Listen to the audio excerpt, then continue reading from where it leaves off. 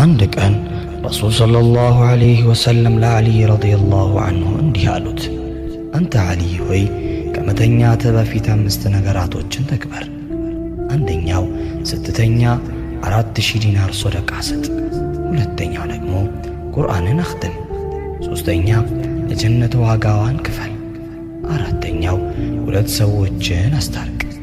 አምስተኛው ደግሞ ከዚያም 1 ጊዜ ሐጅ አድርገህ ተኛ አሉት። ዓሊይም ረዲየላሁ ዐንሁ እንዲህ በማለት ጠየቁ፣ የአላህ መልእክተኛ ሆይ ይህን በአንድ ሌሊት እንዴት ማድረግ ይቻላል ብሎ ጠየቃቸው። ረሱልም ሰለላሁ ዐለይሂ ወሰለም የሚከተለውን ተናገሩ።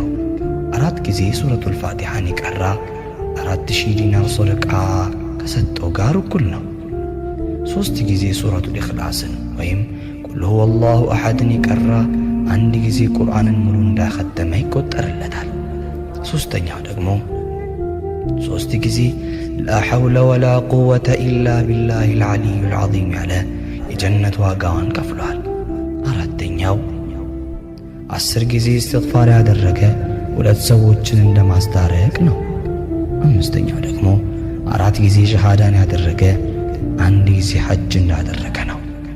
አስብ፣ ይህ መልእክት አንተ ጋር ብቻ እንዲቆይ አትፍቀድ፣ ሌሎችም መጋራ።